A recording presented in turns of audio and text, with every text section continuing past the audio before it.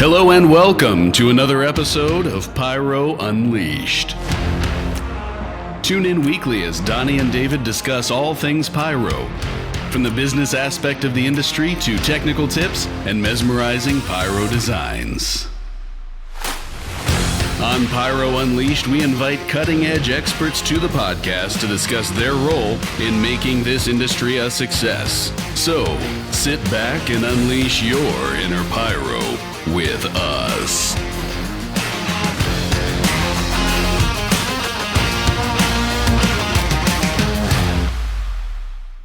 Did that say there another? It is, Donnie. Did that say another episode? Did you one before I showed up, or? No, we did not do another one before you showed up. That is our first one. My guy, he just kind of wrote what I or said what I told him to. I wrote down, and I guess I kind of should have checked that one out. I didn't even think about it. That's all right. But well, here we go, Donnie. This is episode number 1 of Pyro Unleashed. So Uno numero for us. Look at that. number 1. Who would have ever thought we would have ended up here? Right. I mean, look at that. We met at, I guess our official first time meeting was at PGI, and then kind of fought against some weather and a lot of adversity at Sky Wars. But I think we both got our shows off the ground. I mean, you had weather. I had weather. I had a botched up audio track. The times. Yeah, definitely. Definitely. Weather played a big role in Sky Wars weekend, unfortunately. But at least we got our show off, and everybody got all their shows off. At least we just were a day late on ours, and still at least had a decent little turnout of a crowd that was able to watch our show on Sunday. So Yeah, most definitely. Yeah, not sure if I've told you. I really wish I could have been there to see it. We had to drive the old semi back, so a little bit more fitting for you to have to stay because you're you're not 8 hours away in a semi. So yeah, that was fortunate for us. We were all fairly close. So it works out good for us being just a few hours away. For sure. All right, so let's get started here. A little bit about the podcast. We're going to be diving into a lot of things from the business aspect to just technical tips. I know we have a lot of great guests already lined up. Going to be starting with a guest as soon as next week. Look forward to that.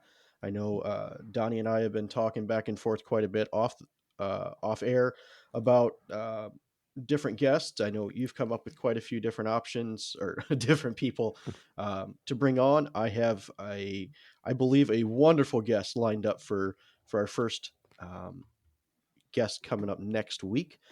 So looking forward to that. Yeah, we definitely have a nice variety of guests on the list out there. At least people that are within the industry, as well as the people who are on the display side and show side and sell all that kind of stuff. So we'll have a nice variety of guests coming up in this first season, it looks like. Most definitely.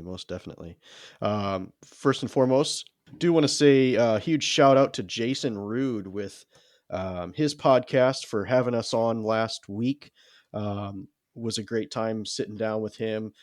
Really appreciate him bringing us on and getting some more attention to our podcast. So yeah, I don't know if you have anything else to say on that. Yeah, no, I mean, obviously, Jason's a super nice guy. He does, he does a lot for the people in the industry, whether we're competing against him or something. He just wants to see new content out there. And so he was very excited to support us and to help us kind of get this podcast out there in the mainstream a little bit and kind of get it known. And so, yeah, thanks to Jason for helping us out with that. Yeah, for sure. Yeah, a little bit more about what we're going to be talking about. Some scripting might come up. How we do things in the field. I don't believe that's really the main topics that we're wanting to be talking about, but those obviously will come up. Let's see here. Is part of the scripting talk going to talk about making sure you use the right soundtrack, or that and making sure making sure you have the right soundtrack. Yeah, well, that's something that we will most definitely talk about because obviously I have firsthand experience on what that looks like to not have that. But looking at importing, how importing goes down, producing new items in China to be sent over.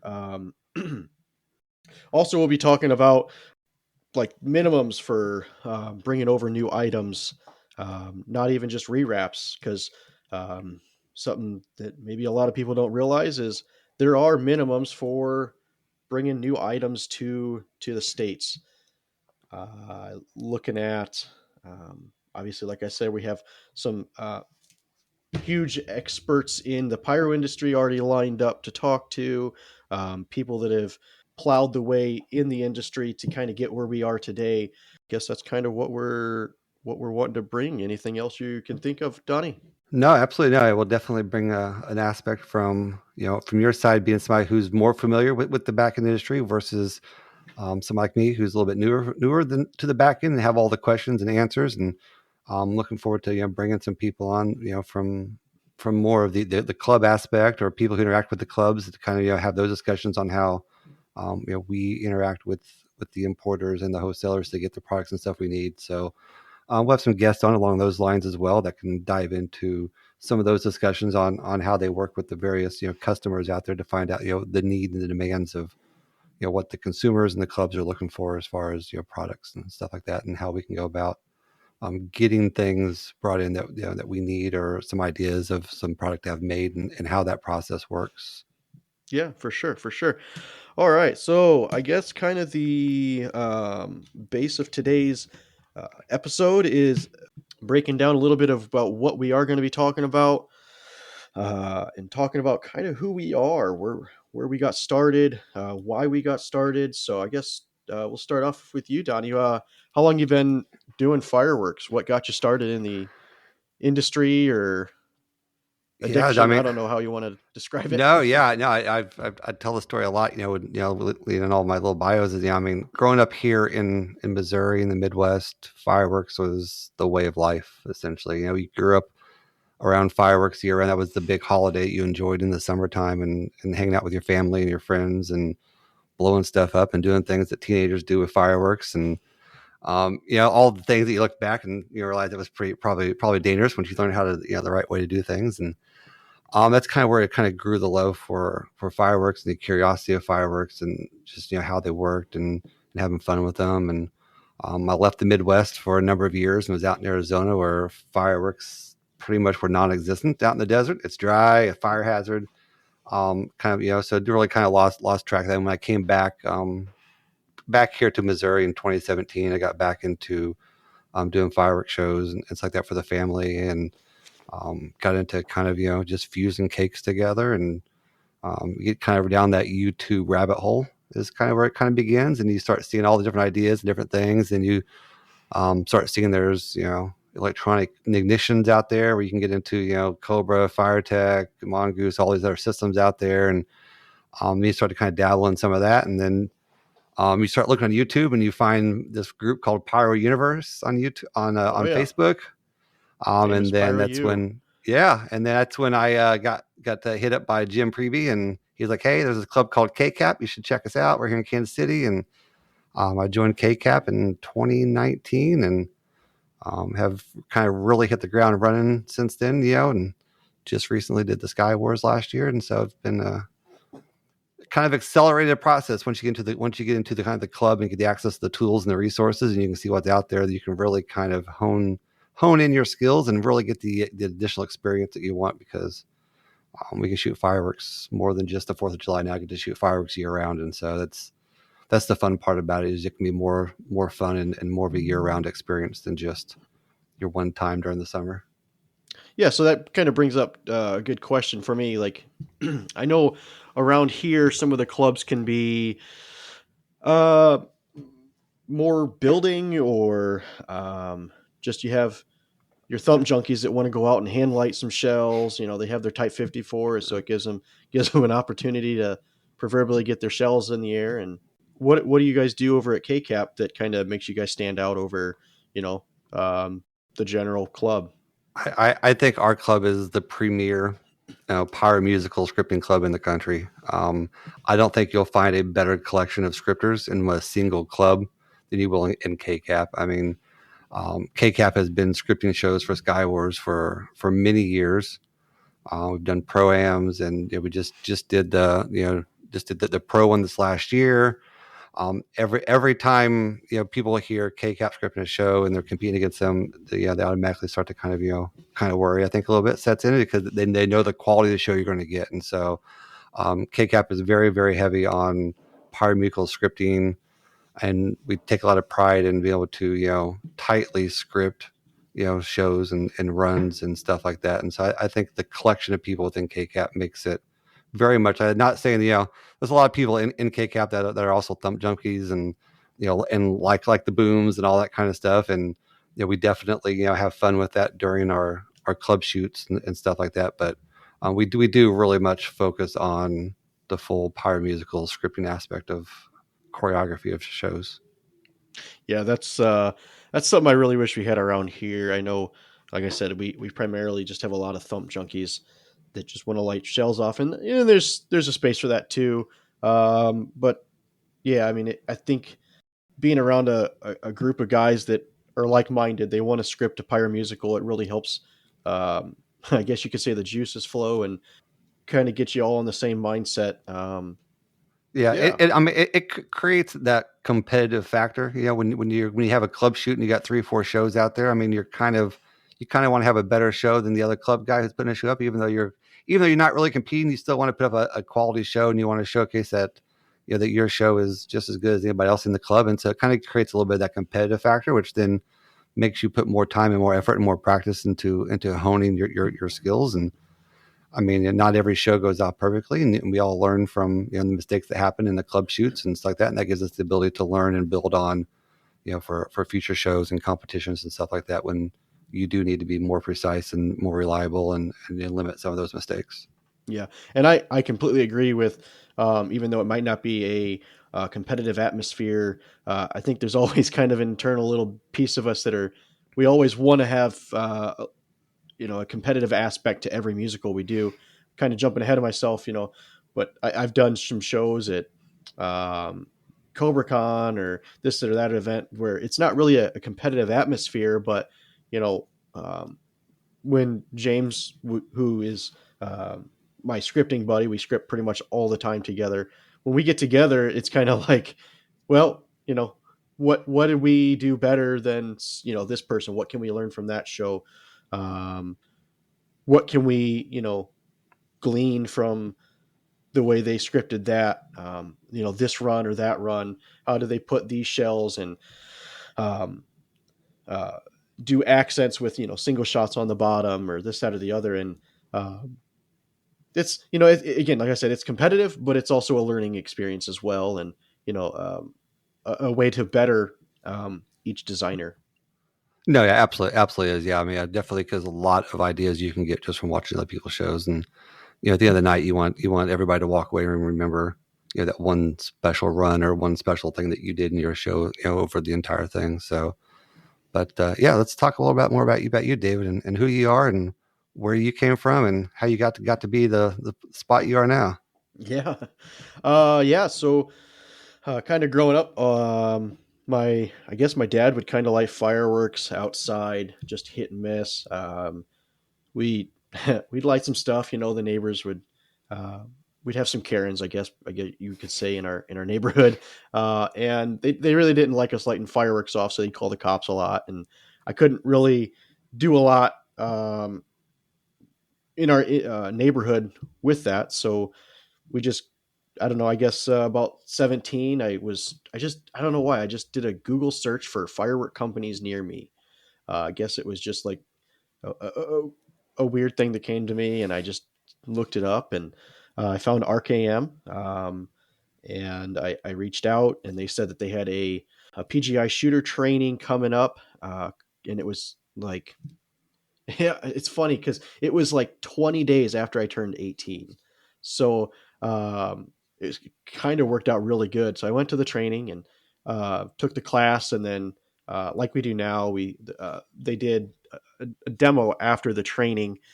And they started like describing, shell sizes. And for whatever reason, I guess I just always mess with consumer fireworks. I didn't realize that there was, size of shells. Getting to go out there, a part of every PGI training, you hand light a shell, and I don't know, something just like set off in me, man. It just, that was it. I kind of wanted to just go down that path. Um, so, took that, started running. I had another job during that summer. I believe it was the next summer I actually went on full time, and I was packing orders because we ship out to all across the country, and then yeah, it just kind of grew from there. One thing led to another. I left RKM for a bit, full time, and then I was still shooting shows. Did a lot of hand firing, and then let's see, I think it was 2015 was the first year I went to Sky Wars. It was a different name at that point in time, Yeah. and we did the closing display there. And I actually, ironically, I pulled up in the van. It was James and me there.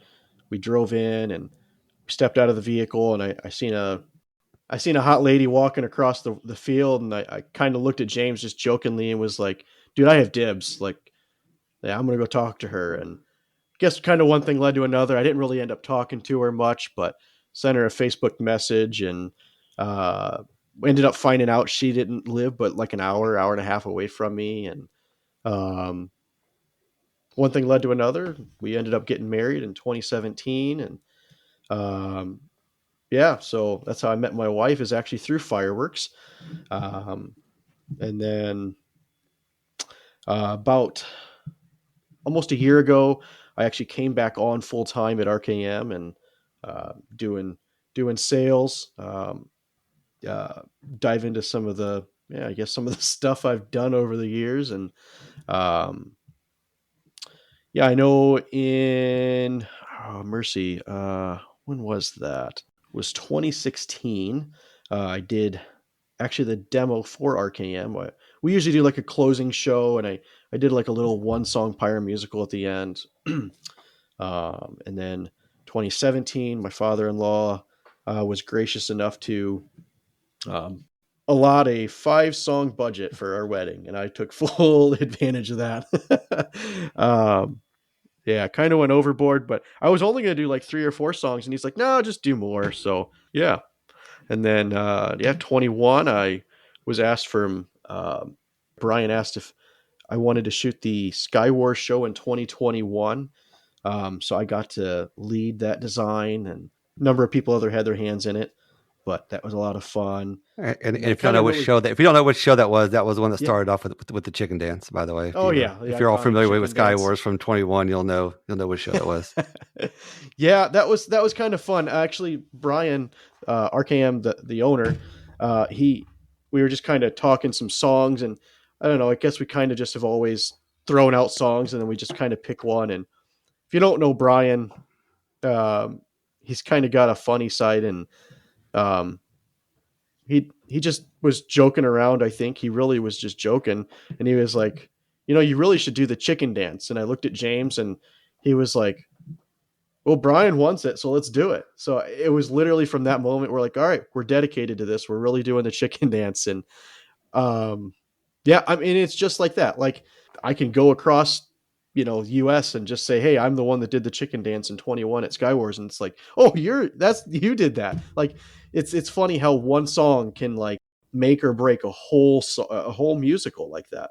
Yeah, Have you found that out? Absolutely. I know for us, after the Sky Wars last year, we will always be known as the group that did the Taylor Swift show. I mean, that will always probably be the sticking point for us. Is hey, he's the guy who did the Taylor Swift show at Sky Wars. So yeah, exactly. Yeah. So kind of keep going on that. So yeah, and then in 2022, we shot the Dominator show at CobraCon.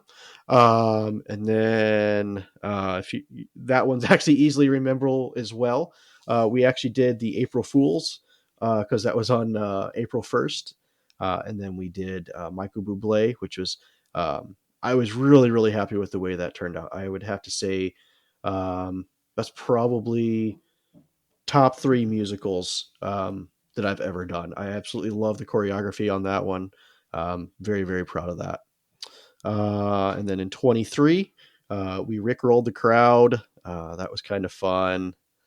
Let's And see. then I stole your Rickroll idea, and we used it at Skywars. So You did, yeah. It's funny. James and I were just talking about that because there's a show we're working on that's a possibility, and we're like, what can we do that makes people want to say that was awesome? I want to do that in my show, and we think we have an idea. It'll make it stand out. We'll just say that for now. Can't go into details yet, but it's coming up. And then we also shot Chuang Mei's demo at CobraCon, obviously Sky Wars, and then I shot the Dominator and Red Apple National Anthem at NFA 2023. So yeah, got some more stuff coming up this year. We're looking at, I know I'm doing the Dominator National Anthem at CobraCon. My sister's getting married, and of course she was asking me to do fireworks. So in my brotherly love, I decided, you know what, I'm going to spend a little bit more than I should and get yelled at by the wife. And I scripted a Pyro musical, so it's nothing crazy, but I think it'll be appropriate for their wedding. And then coming up at PGI, we're actually doing something that I think only one other company has ever done before. We're doing an RKM Sunday night takeover. So I know me and James and one other guy, Zach, we're going to be scripting that closing display on Sunday night. And I won't let the cat out of the bag yet on who the first show is, but when the time comes, I'm sure that they'll come forth and speak about that. So yeah, I guess that's kind of who I am in the firework industry, what I'm doing. Yeah, let's talk about you, Donnie. What kind of accolades you got going on, brother? yeah, no, I mean mostly, I mean in the Pyro world, I mean, for me really the biggest one is just Sky Wars thing. Prior to that, I hadn't really done any of the competition type of stuff, and had mostly just done just kind of the family backyard type of stuff, and so the Sky Wars show was really the only real big accolade I would have there. Well, I'll tell you, it was probably like one of the best intros that you could ever do into, like, I would say, making a name for yourself in the scripting world of the industry. So yeah. Oh yeah, absolutely. Yeah, Yeah, no, job. yeah, and I mean, and like I know we talked before. I mean, that wasn't just all me the entire show. I mean, we had a whole team of us that kind of worked on that, and so Right. that made things a lot easier. But yeah, I mean, as far as like coming up this year, we got some club events coming up this year. I'm actually scripting a little something for a little show coming up here in a couple weeks. That'll be called Freeze Fest. We did out in Springfield as a club. Me and another club member. We're actually going to be testing out a little bit of something that we don't know if it's actually ever been done before. Okay. Right. So we're going to test out a little something down there, and then we'll do a little bit of a bigger club shoot in April, more up here in the Kansas City area that we'll be doing. And then just we have some various club events throughout the year, that I don't really probably won't be shooting at, but I'll be there and helping out other members and partaking. And then I'll be up at PGI and then at Sky Wars. Is kind of our usual kind of two things this year. But definitely looking forward to getting to PGI this year and maybe doing a little bit of manufacturing this year. Yeah, that'd be fun. I believe you're going to be potentially even helping out in the field. I heard maybe you might be putting a couple cues into a closing display for Sunday night, maybe. Or I mean, somebody's trying to recruit me to help out. So I don't know. Hey, free help's hard to find, right? I mean, if you have cases of fireworks in the back of that truck, you want to get rid of. I mean, I'll take those too. Yeah, for sure. So, yeah, I guess that's kind of who we are and what this podcast is going to be about. I don't know if you have anything else to add, Donnie, or. No, I mean, I would just, I guess questions for you, I guess. I mean, you said you're on the sales side at RKM, but what exactly is that? What are you selling? Are you selling 1.4, 1.3? I mean, what exactly are you just selling to retail? Are you selling? I mean, like who are you selling to, and what are you trying to sell out there for all of us? Yeah, most definitely. Great question. Yeah, so I am mainly on the road, selling to stores locally, um, primarily hitting Michigan, Indiana, and trying to expand our business a little bit, um, as well as um, if somebody comes up and they need a show, I'm more than willing to help get them to the appropriate people. I also am selling our compound cakes, our single shot pro line. Yeah, we're a full line retailer. We also, we do 1.4, 1.4 Pro, 1.3. If you use it in your show, we probably carry it. And then what kind of brands and stuff do you guys sell up there or carry a lot of? Yeah, we have Dominator. Um, we have some in-house brand, Shockwave, Class B brand. So those are the Class B brand. We kind of call that our brown wrap consumer line. So it's going to kind of give an edgier shelf appeal for stores. And then we have our Night Owl brand, and that's going to be our pro line. So we have a lot of single shots. We're working on some slices. So you've kind of heard it first here. We are working on some slices. We have a lot of cakes, single shots, and then Lord willing, as long as China sends them, we should have 50 millimeter shells coming in pro line. So they'll be a little bit smaller than the 62s, but I think from everything I've seen, the performance will be right there with the 62s that common brands like Dominator carry. We're going to be bringing in a lot of new stuff this year. So really looking forward to a great season this year. I foresee a lot of great things happening. Yeah, if you'd like to talk more, obviously this is kind of a shameless plug, but feel free to reach out. My email address is david@rkmfireworks.com, or obviously feel free if it's obviously podcast related. We do have an email. It's pyrounleashpodcast@gmail.com. I'd love to hear some things you guys would like to hear, people you'd like to hear from. Um, yeah, that's Do you, kind of where do, I'm do, at. you, do you have any of those hints on who we might be hearing from this year or anything like that? Or I mean, do we want to drop any hints out there? I mean, Yeah, go ahead. I mean, I know next week's podcast, we're going to be talking to industry leader Ed Vassell. He is the stateside rep for Dominator Fireworks. Um, Looking forward to some really good content coming from that. Kind of what he does.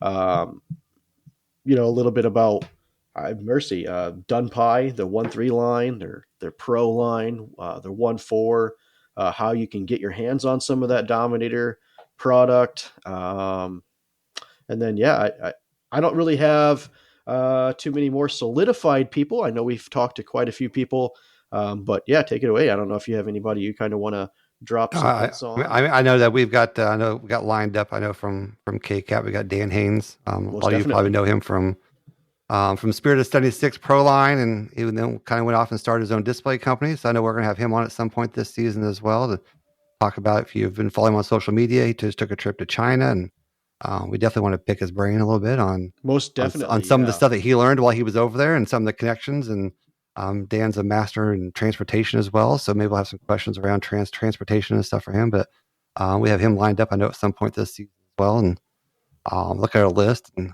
see a lot of familiar names on our potential list that we need to kind of lock down, I think. But yeah, definitely looking forward to having some conversations with our guests and stuff this year. Yeah, and I actually had a little birdie tell me it's not just guests from the states. We actually have some international guests lined up already. So looking forward to that. Some business owners in some other countries. They want to talk about how their rules and regulations differ from ours. I'm really looking forward to that episode. I know we have some people that have already been on some other podcasts lined up this for this season as well. So should be a really good season. No, absolutely, yeah, definitely looking forward to talking to everybody and picking your brain and picking their brains and being the person that's not in the industry as much, I have all the questions that to ask and to find out, and that's what we're going to be looking forward to doing this season is finding out the answers to some of these questions about what happens on the back end. All right, I appreciate it, Donnie. Thanks for a great episode. I'm really glad with kind of the base that we've got going for this episode, man. Yeah, absolutely, man. Yeah, definitely appreciate it, and I'm sure everybody will be able to hear us on all the different streaming platforms out there, and for sure, should be on all of them. And feel free to reach out if you guys have any questions or topics you want us to discuss. Wonderful. All right, we'll talk to you later. All right, thanks, David. We'll catch you guys all next week. This has been another episode of Pyro Unleashed. Come back each week for more industry insights, technical tips, and awesome pyro designs. Have fun out there, be safe, and as always, remember to unleash your inner pyro with us.